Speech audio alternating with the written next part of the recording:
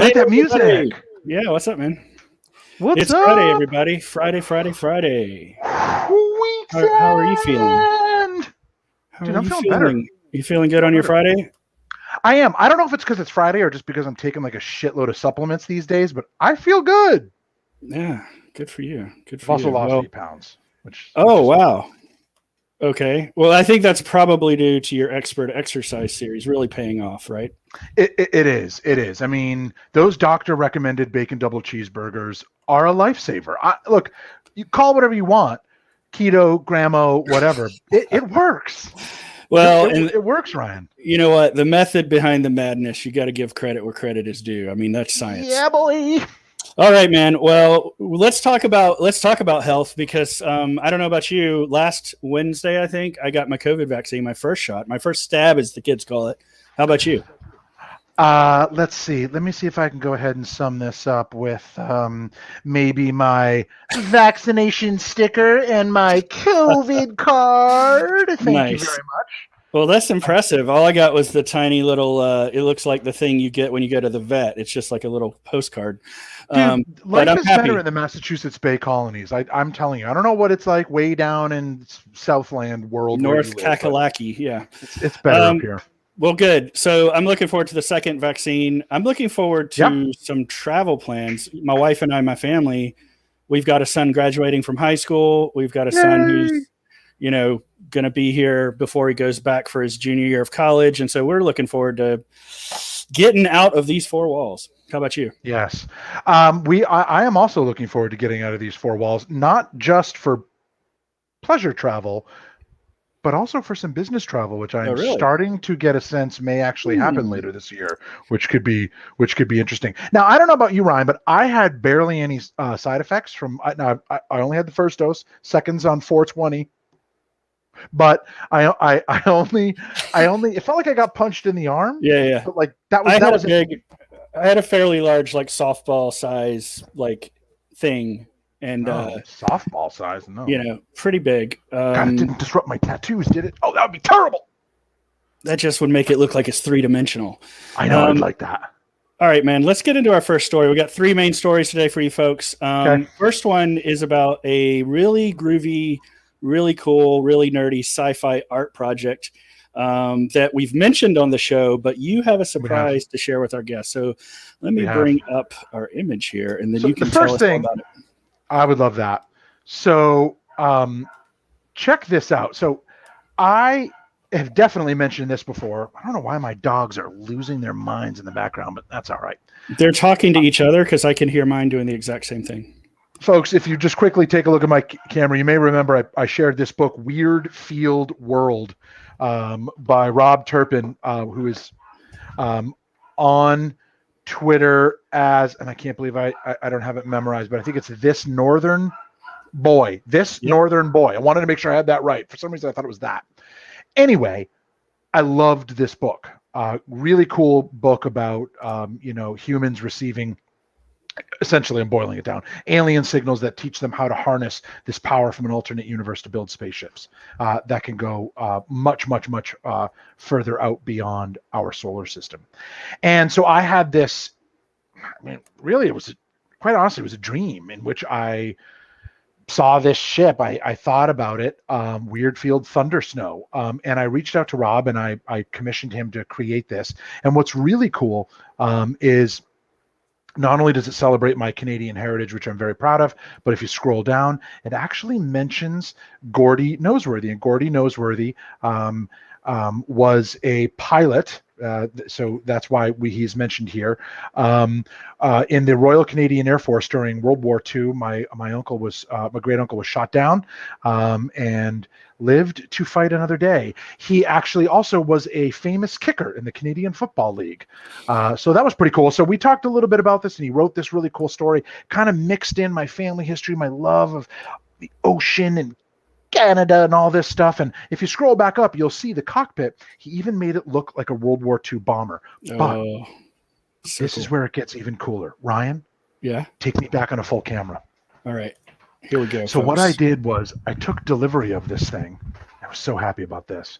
And I had a custom-made frame for it. Well, you can kind of see my ring light there, and there's Ryan. But if I hold it at an angle, you can really see it. I had this beautiful frame made where the matte matches. But here's what's really cool. You ready for this? There's his original sketch, his note to me, and I have to learn how to point, and his pen. So, folks, if you get a chance, check out Weird Field World. Check out Rob Turpin. I hope I'm saying it right, Rob. If I'm not, please let me know. This Northern Boy. He also has a great Instagram account where he's sharing some of his photographs in nature and stuff. Highly recommend you follow him. Highly recommend you get the book, and maybe think about. We're gonna put all these in the show notes, folks. So stay tuned. Maybe think about what he could make for you. Look in the comments below. I love that, because you know what it reminds beautiful? me. I love it. It reminds me of somebody that we're going to talk about in our next story. Okay. So this is a subject near and dear to your heart, also mine, because we talk about films from our childhood from the 80s all the time. All the time. And we love to, revisit old sci-fi. That's what makes the art so incredible that you just showed. But before I neglected to mention, does that come with an NFT of some kind, or what are we talking about there? No, sir. All right. Well, we can work. Maybe we work on NFT. Maybe we work on that with him. There we go. $500 million if you want to purchase the NFTs at week's end. Nice. Okay. Well, let's talk about the last Starfighter. You know what? I'm an idiot. Why am I not wearing my T-shirt right now? I am so mad at myself. I have a Last Starfighter T-shirt, and I'm not. What an idiot. Anyway, this is not the last time we're going to talk about this, folks. This is like opening the door on a whole nother exploration. So tell us about. Well, I wanted to first point out that this all started with a tweet. So tell us about that. It did. So, first of all, folks, if you don't know The Last Starfighter, I want to know how big the rock is that you live under, because your life is sad and pathetic. No. Here's the thing. If you don't know The Last Starfighter, I want to encourage everyone to revisit it, and I'm going to tell them why in a minute. That's better. Let's talk about Gary first, and then we'll get back to that's better. Well, Gary Whitta, who you may or may not know, wrote Rogue One, and apparently some other stuff, but that's the one that I know. But he has been working on a sequel to The Last Starfighter, which is one of my favorite movies from the 80s. Really powerful movie if you haven't seen it. Great film about a young man who excels at playing this video game, but he's stuck in a trailer park, and he takes what's called the Excalibur test. It turns out that's what the video game is. And he gets recruited by the Star League to go up and, fight Zur and the Kodan Armada. It's a great movie. Yes. Actually, some of the first use of computer-generated graphics, by the way. Yep. So Gary has been working on a sequel, and he did a Twitch stream yesterday in which he shared some of the concept art that we were just showing that has actually been seen before. Right. But the reason he was essentially showing us stuff we'd already seen before is a couple of reasons. First of all, he is 1%, is the way I believe he said it, 1% away from closing the deal and getting this movie, The Last Starfighters, made, which is very exciting. And it fits with the last movie. I mean, the Starfighters were destroyed, but Alex goes back in the end of the film, so it makes sense. And he also shared the music, which is based on the original film's theme, which was also really excited to hear. So he said, this is what the movie will look like. Concept art, but this is what it'll look like, right. And this is what it will sound like. And dude, I mean, look at that. So you can see the trailer part, but if you pay attention to the art, and all you have to do is look at Last Starfighters on YouTube, folks. We'll share that in show notes as well. But you can go ahead and see the 4-minute 23-second art that he shared, or sizzle reels he called it, that he shared. There was some really interesting stuff in there. If you really pay attention, you'll see that it's clearly the trailer park, but there's modern stuff around it. So I don't know if it's the trailer park or they recreated it on a different world. There's clearly more gun stars, and they're more modern. One of them shows it kind of flying right near water. It looks like it's sucking water into the engines. So there's some really cool stuff that they are conceptually playing with here. And Ryan, I'm excited. I'm really excited.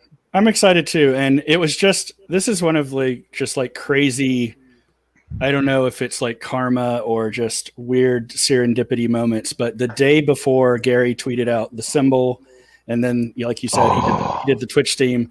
I just happened to pop in the 25th anniversary DVD, like you do. And I was watching the last Starfighter retrospective it was hosted by the main actor, Lance Guest. And he had an arcade cabinet as a prop, like from the movie. And then they went behind the scenes and they talked to all the people. And the thing that was really fascinating, you mentioned this, the groundbreaking CGI work. There was no such thing as CGI before this film. That's what people don't understand, is that they really broke the ground before ILM, before anybody. And they really, the director talks about he didn't know what he was doing. They were just like, hey, let's see if it's possible. And so they worked with the artist Dan Cobb, right?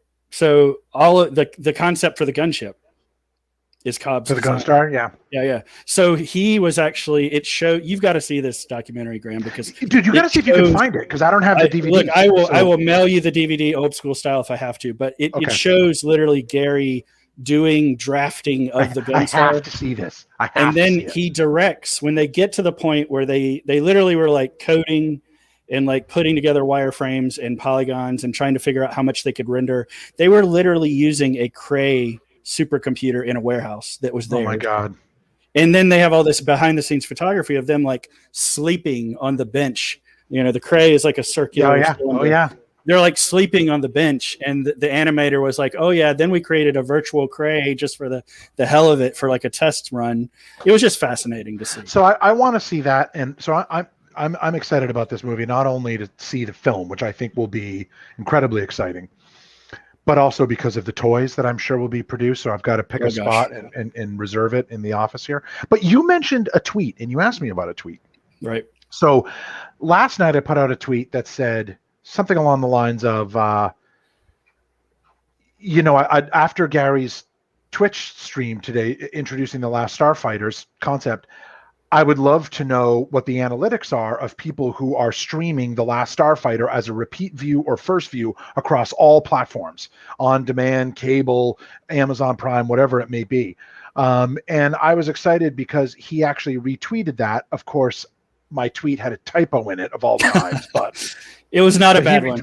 But it wasn't that bad. But he retweeted it, and what was exciting was that people chiming in, being like, "I'm watching it right now. I'm watching it right now. I just watched it. I'm showing my kids." Blah blah blah. And that was a really cool moment to sort of feel the combined excitement that our generation has for this movie, and it's going to have a whole new generation. I mean, I showed my kids that movie, and they loved it, and they did not think that the CGI was cheesy, or like when Zooer takes that thing and it like the blades pop out, like. It's a good movie, but the story of it is so brilliant. That's the amazing thing. The story and the CGI really, it was the first time they put it together and it all worked and it was all tied together. The score, the music was also like the third actor that really brought it together, because Gary said that. He was talking about that yesterday, that it has a very powerful score. The last thing I'll say about The Last Starfighters, because you and I could go on about this for hours, is, folks, if you haven't seen it, I want you to go to YouTube and search Last Starfighter modern trailer. And the first one that pops up, the preview image is Alex looking up. He's holding his helmet and he's looking up into the sky. Watch that trailer.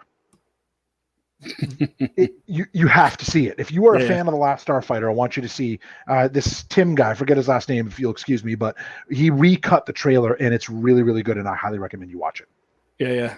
And the last thing I'll say about Last Starfighter itself is that, it is Spielberg level, I think, even though all of those people were kind of like doing this job for the first time. The director, it was his second film. I believe his name's Nick Castle. But they were so, I think, innovative. The writer was like a guy that was like, he was like a financial, analyst that was just writing screenplays in his free time. I had no idea. The way they put all this together, I mean, it just is phenomenal. And I'm really excited to see what they could do now with it and what it would look like in the modern era. Victory or death. Victory or death. I'm going to pretend I'm in a Gunstar doing Death Blossom. Are you ready? Pew, pew, pew, pew, pew. they use that they intersperse. That's the cool thing about the documentary. They intersperse clips like that one when they were like all panicked, saying like, "Can we finish in time?" with all the rendering and everything they were doing. So it was really fun. Alrighty, let's pivot. Speaking of art, speaking of concepts, I've got something to show off to lead into our next topic here. We're going to talk a bit about the Snyderverse again. We brought it up on last week's show when we had our awesome guest, Susie McCarthy, but I just want to show this off, folks.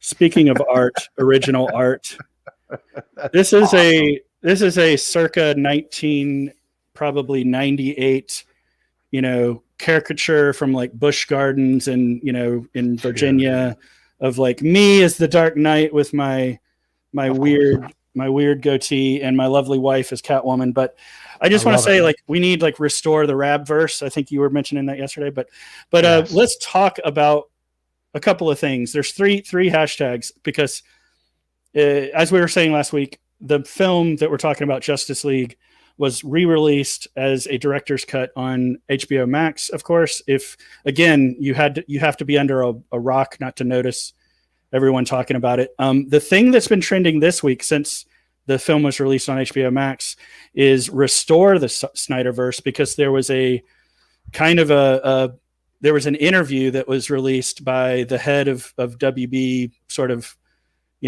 entertainment, where she basically said, "This is great. We're glad we did it. Don't expect anything else." And that's kind of not what the fans wanted to hear. They want to see more of Henry Cavill. They want to. Of course, it's not what the fans want to hear. They want to see more of Ben Affleck, and they know he's a great Batman, by the way. Not only are those great, they've made those characters great, and they've established them for the modern era after after what Keaton and Christopher Reeve and all those people did back in the day. But they're also willing to like carry the torch. Like Ben Affleck was like writing a new Batman script, and they don't want it apparently.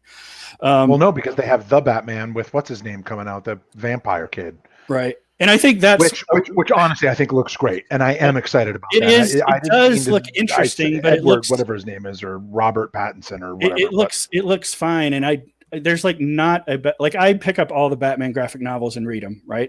Just like when we talked about what was the one that we featured like a few months ago, where it was like Batman and the Apocalypse, Batman Last Night on Earth. Oh yeah, Last Night on Earth. So yes, all of these kind of alternative world, Elseworld, multiverse stories are great. But yeah, it's a matter of, we also want that sort of main story thread that we want to. It feels like they did the kickoff for Aquaman, the kickoff for Wonder Woman, the kickoff for Batman, and we're ready to see the next chapter. Mm-hmm. So that's what this is all about. The last thing I'll say about this: 1.1 tweets yesterday. We work in social media. I've not seen many campaigns like that. That's insane. And these are not bots. I mean, I'm sure there's some, but this is like... I'm sure it's a lot of people talking about it. This movement is not done yet. So stay tuned for that. Let's talk about Justice. Well, let me, before we move on to Justice is Gray, I want to talk a little bit about the movie itself, because I know you and Susie talked about it on the show last week, but I hadn't seen it yet. So you had to kick me out, and I have since seen it. And Ryan, I really liked it. I thought it was vastly superior to the original film. I know a lot of people had issue with the pacing. Okay. Right. So that it was, and I know you and Susie, and we talked a little bit about this last week. Sure. That there was a lot of slow motion, there was a lot of pacing, and that's fine. There are some edits that could have been made. However, my understanding is originally it was supposed to be 2 films, but here's my take on it. I believe Zach was trying to show us that victory over evil, or overcoming things, right, and also overcoming grief, right, cannot be rushed. Right. It's not easy. It's going to take time, and it's difficult. So he makes the viewer come along for the not for the ride, so to speak, but really you have to be emotionally, and you have to be invested in this film to understand what he's trying to show. And definitely. I respect that tremendously. I thought to me, the movie paid off. Right. And I liked it. The only thing that I thought was a little forced and a little strange was the end scene with. By the way, I don't know if you can hear it, but the You have an ice cream truck or something? yeah, oh yeah, oh yeah. Nice. Hold on, Can I place an there order? it is. I want to place an order, please. There it is right there. I want Hi, an ice cream orange. truck. I want an orange crush push pop with. All right, folks, if you're watching, let us know in the comments what you would order from the ice cream truck, and I'll run out when we're done. That's a good poll. But anyway, so man, the only thing I thought was a little weird was that end scene with. Oh, look, you can actually see the kids running to the ice cream truck. That's adorable. Ice cream. Nice. That was great. You see him just come running down the driveway and go right to the truck. Anyway, the end scene with the Joker and Batman. I didn't quite understand it. I guess that's part of the multiverse they were hinting at. That is the future. But it just felt a little forced to me. And I know. But and there were a lot of things like that were very much like Easter eggs. Like in the very last scene where they show like the Batmobile, that's like you can tell like people have zoomed in and seen that like when it shows the tank, it's very much like the same tank from The Dark Knight. And you actually zoom in and they show this group of people that are tied up and they're obviously mutants. Yeah. Like from the Frank Miller book. Oh yeah, so that I did notice that, and I thought that was great. But the last thing I'll say about that final scene is that I really love Jared Leto's Joker. I think it's a great Joker. I love it. I thought he was fantastic in Suicide Squad, and I think they should do more with him because it's really a demented, almost.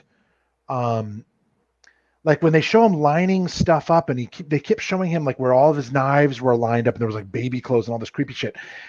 That is a trait of autism, believe it or not. So I thought it was really interesting how they were bringing in like, mental health issues into the character of the Joker. I thought that was brilliant. Well, and that's why the film Joker was so impactful, right? It took that sort of mental health as a serious, subject matter. And Heath Ledger's Joker had PTSD because he had been in the war in Afghanistan. So he was a soldier that had PTSD. That's why he didn't care about anything. So I thought, now we didn't see that got cut, but that's the reality of it. And I thought that was brilliant too. Well, and that's what I think is a good point. And I'll give a shout out to, there's somebody I'm going to put in the show notes that wrote an article for Screen Rant. And it was not this week when the movie came out. It was like a year ago, but he made the point that just like you did, which is Batman versus Superman, not the Snyder Cut, but Batman versus Superman. The reason it's so controversial, or the reason it's like actually successful is because it's taking those things, those archetypes, those storylines for Superman, Batman, Wonder Woman, and it's sort of breaking them. It's saying that what if Batman did kill and break his rule? What if Superman did lose hope? And that's the whole point. He's saying that the reason it's successful is because just as many people hate it as like it, and we're still debating it 5 years later. And I think the Snyder Cut's going to be the same way. I think you're absolutely right. Ryan, I want you to know, I'll never lose hope. Nice.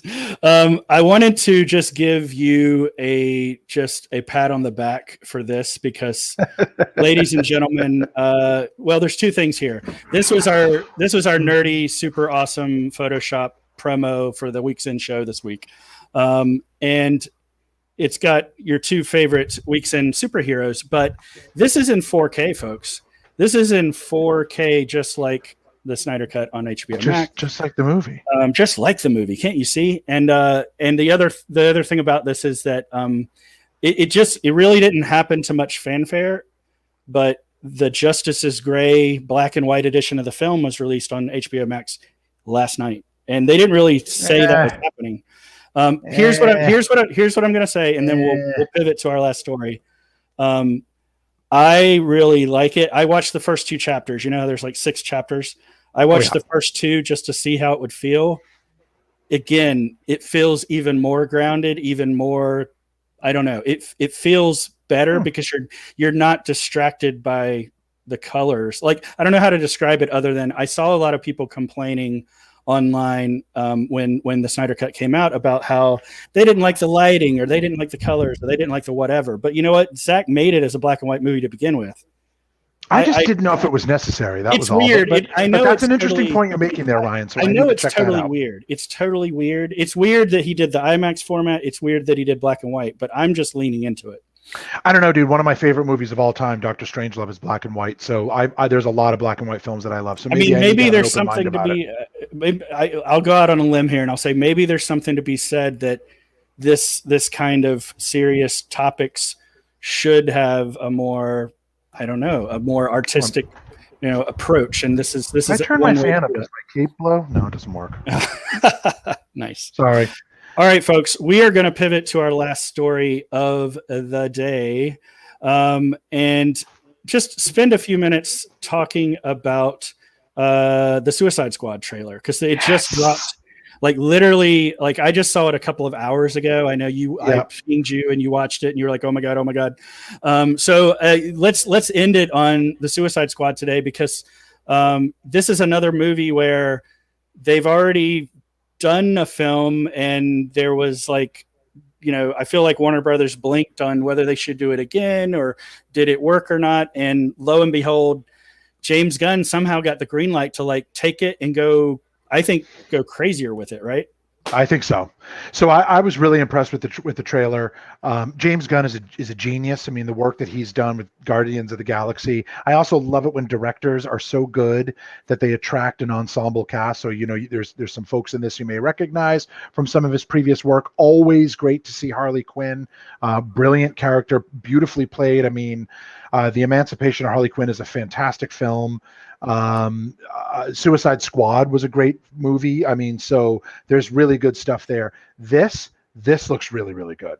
Yes. And there are such the cast, and we covered this on our show last summer when DC did their fandom event, because that's when they did the reveal of the cast and the characters, and James Gunn talked about it, and it was really cool to see. And now that we're seeing actual footage, oh my, I'm really excited. And I'm really excited too. And it feels like this is an R-rated movie, right? Like this has gotta be, right? I mean, there's a lot of talk about dicks in it. So there's definitely not only that, but there was somebody posted a picture of the shark king, like tearing someone in half, king shark. Yes. Tearing someone in half. And I'm just like, oh my gosh. Yes.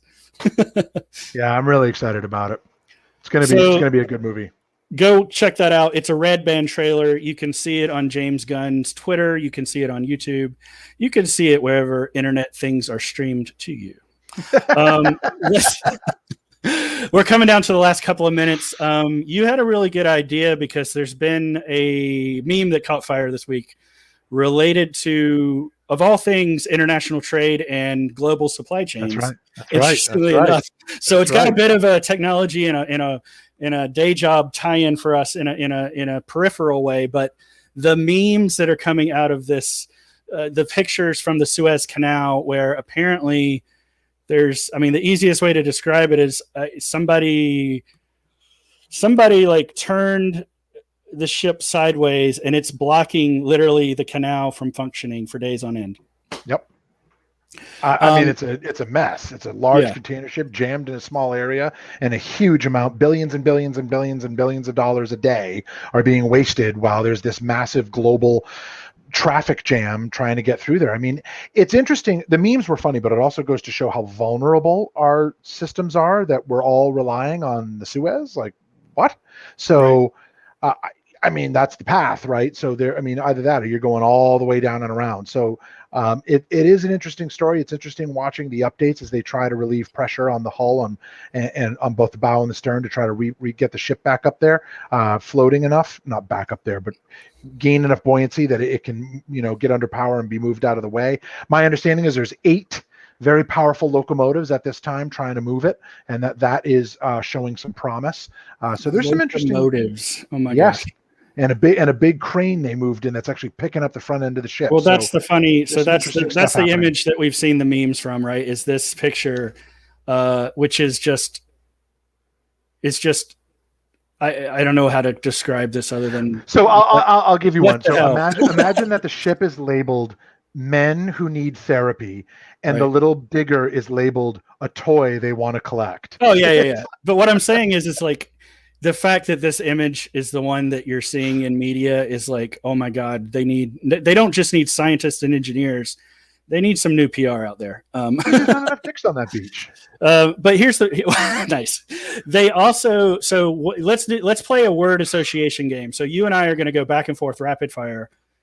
I think that we can come up with ways to solve this problem. I just want to rapid fire back and forth some really smart ideas as to how you and I think that ship could get out of there. Okay, let's do it. So I'm going to let you start. Let's go for it here. So my first idea would just be, it's just one word, very simple, just dynamite. Just dynamite. Dynamite. Okay. I'm going to say I would say that I would look at, can we encourage Zod and his other two cronies from Superman 2 to kind of help move it out of the way. I just want to know, have they asked the captain if he could smile more? That might help. Oh, okay. That could help. Okay. I want to say Vaseline. That's a good one. Olive oil. Okay. Olive oil. What about Dove? Because it's a miracle. Yeah. Well, the Dove, the cleaner that they've used, it's a miracle solution, folks. I like that. Then you would clean and condition the hull. That's science. Right. How about inviting the ship to participate in a tech panel?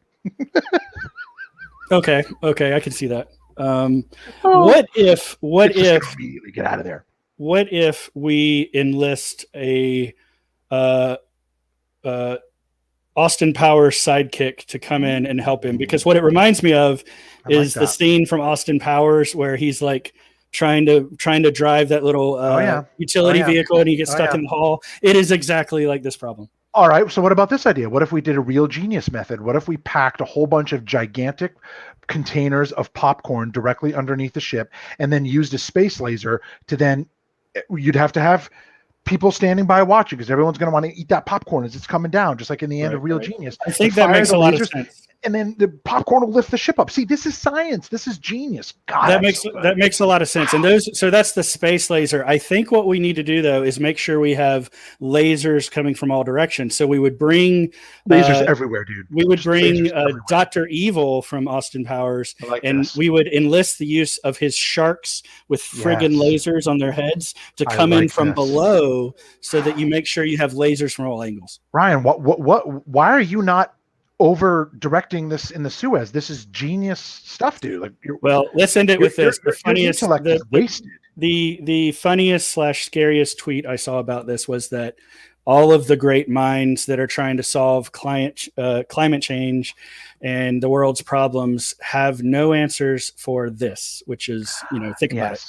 Yes. My last answer would be as many African and European swallows as you could get, but instead of them carrying coconuts, they just tie lines onto the ship and all the birds start flying, and that just lifts the ship away. Like it'll be, or maybe a lot of balloons, like an up, and just let it just let the ship go. Just let it be free. So balloons in every container, right? That could work. I think that could work. Okay. Well, and then Leonard Skinner can do a rewrite of Freebird called Freeboat.